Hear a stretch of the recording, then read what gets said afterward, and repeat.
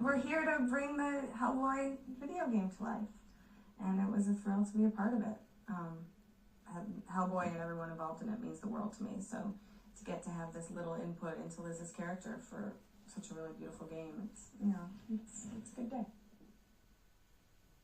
Hellboy are really different, but I think anyone that is a fan of Hellboy wants to go and explore every avenue of every artist that is doing their interpretation of it. And I didn't know anything about Hellboy before I did the movie, and then of course once I was so immersed in Guillermo's world on the live action film, I fell in love with his passion and Mike Mignola's passion, and of course I read all the Hellboy comics, and they're, the movie is so true to the comic, but still, so different, the way even I played Liz, and then getting to do, Sword of Storms and the animated one, it's a whole different look, but still has the kind of sarcasm and the kind of monotone that our characters have that's so different than a lot of other action heroes. And then just now I just saw a little bit of the video game, and it's gorgeous. There's not enough of Liz in it, but I got a couple grunts in. Got a couple it was really beautiful. I'm excited. I don't play video games. I thought it was gorgeous. Yeah, it's a strange thing for me because I have such a peculiar way of acting, especially for Liz, because for the Hellboy 1, she was very kind of numb and didn't really have a lot of action. She was a girl that was afraid to take a step. It was really Hellboy's world, and she was kind of figuring it out. And so to do these things in the animated one and then in this video, to get to see Liz, as having a strength that's going to be able to, step into her skin and really get up there and defend herself and her team. I'm hoping to see a lot more of that in Hellboy 2, because that would be so much fun to really play it, and kind of an action hero. But I guess it's different because I talk with such a monotone as Liz, and so to just sit here and do some grunting or something, you're like, ooh, I don't know if that'll translate into a video game. It's like I'm on some type of drug or something. So I think you have to just get rid of the embarrassment and just go, and just, it's fun. I don't know. So I have a real appreciation for it now. I mean, I'm being introduced all the time by either Hellboy fans or, just friends. My ex-husband was a huge comic book, huge graphic novel geek, and, goes to Comic-Con all the time. And I have a huge appreciation for it, and I love the stories. I love the darkness of it. I love Neil Gaiman stories. I love all the Crow stuff, and and especially Hellboy.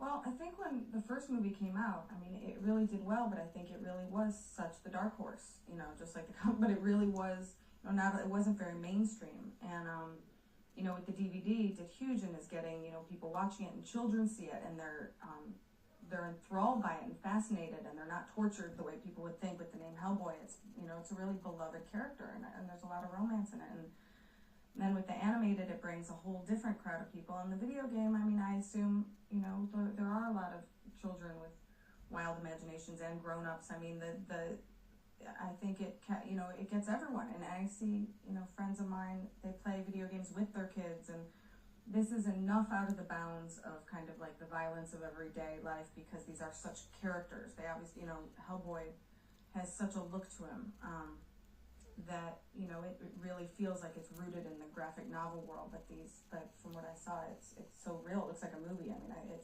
think it would appeal to me, because normally I'm freaked out by video games. Sorry, but I really wanted to see what was going to happen, and I can, just more fans, younger fans, older fans. Just anything, I think, to get people appreciating Hellboy. It was great.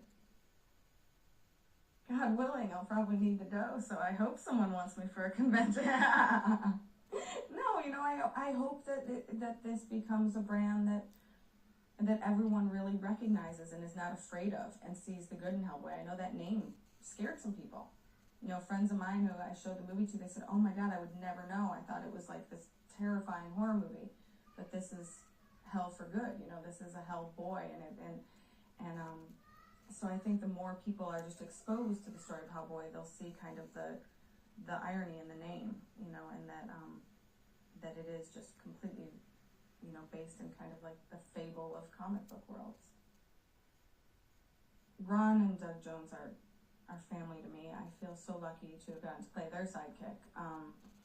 And, you know, Ron is, you know, in real life, a really sexy, he's a real leading man. His presence is, his voice is, and when he was on set in the Hellboy costume, I thought he was so sexy. I'd be like flirting and blushing. It was so funny. And then afterwards he'd take it off and I'd be like, put it back on, Ron. Put the costume back on. It's so hot. But he was just, you know, he's the perfect blue collar hero when he plays Hellboy, and he's sexy and real, and he's ageless, and he's strong. And then we kind of have the real opposite of Doug Jones, who's the real kind of feminine man that's really ethereal and brings out, I think, you know, it's just so gorgeous to watch and so graceful. And, you know, balletic's such the opposite of, you know, the clunky machismo of Hellboy. And I'm kind of the little girl stuck between them, you know, and it's, I don't know, I just think there's a character that everyone can relate to. I don't think it's just for boys. I think there's real feminine qualities in my character and in Abe's character, and, you know, and everyone should have a crush on Hellboy, I think. But he's mine.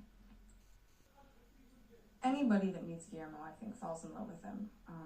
I always wish I had more time with Guillermo. I'm upset when he has to leave. I get withdrawals. He's the most passionate, brilliant man I, too, have ever met. And his imagination, just looking at one of his journals, is like looking at something Michelangelo would do. I mean, you just cannot believe that someone is this prolific with such intense, you know, such an intense detail to their own creativity, really bringing that out. And so to have him as a director on set was like walking into his imagination. These worlds he created were really there. It was, pre-production was huge, and he had these massive sets and everything. So to see him here today, I imagine it's just not even comparable. I mean, because it lives on its own, this video game, but it is, you know, based a lot in what, you know, Guillermo helped create for Hellboy. But I think it's probably funny for him, because probably one of the last things he ever considers is, you know, our voices or anything. It's so much about the look and the feel, and so he's probably scratching his head like, don't I have another Academy Award to go win, because this is I don't know, I can't imagine. But he's a perfectionist, and he doesn't want things to just be okay. He wants everything to, he's passionate, and he appreciates the fans, and I think he really wants them to enjoy this video game and have it be a real companion piece to the worlds that he's created. Yeah, when we wrapped the first Hellboy and I saw how good it was, I thought, oh, for sure we'll be making the other one, you know, right away. And that was just something I was really counting on, and so excited to be back with everyone. It just kind of, it was taking a while to find its home, and so I kind of just forgot about it and was sad. But then I got a call from Guillermo late one night, and he's like, oh, I'm so excited, monkey brain, that's what he calls me. Yeah, he just said we're going, and it'll be in Budapest and maybe a bit in London, and we're going to have a great time. And that was like the best phone call I've had all year. It was really made me happy. So the longer the better. I'm happy to be there. I just know Liz will have a little more humor in the next one. I mean, she finished the first one in a place of strength, having used her power. So I imagine that'll carry over. And you know, I'll be happy to be tagging along Hellboy, but hopefully I'll give it back to him a little bit more. I guess the aspect of Hellboy that surprised me the most is what a beautiful love story it is, and how important a love story is to Guillermo. Watching his other movies, they're all really, you know, Devil's Backbone and Pan's Labyrinth are so rooted in human perseverance and, you know, what we would do for one we really love when we're in a really dark spot, and the evil on this earth too, and so I think that really surprised me, that how beautiful the film really looked, and I can only imagine Hellboy 2 is going to be that much more gorgeous now that people are so familiar with what Guillermo can create, you know, that he can add that to Hellboy 2 as well, a kind of poetry. But yeah, I think I was really surprised by how moving the story is, the father-son love story, and how much the misfits of Liz and Abe and Hellboy really care for each other.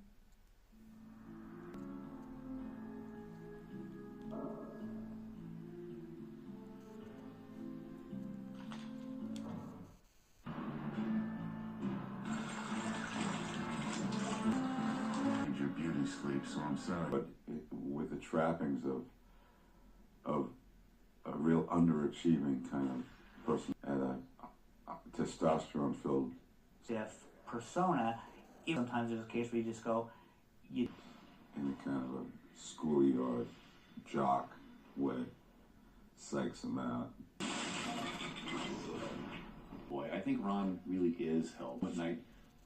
And who knows what goes on behind closed doors, but I Bringing an icon. Hellboy is not exactly Columbo. You know, he can, and that's the way he solves the mysteries, essentially. It's on its own, this video game, but it is, based a lot in what, Guillermo helped create for Hellboy. He's the most passionate, brilliant man I ever met, and he doesn't want to be okay, and he appreciates the fans, and I think he really wants them to enjoy this video game and have it be a real companion piece to the worlds that he's created. You're in charge of the storytelling. Graphic ability for the player to command the world. It's state of the art. Version it's in the film. The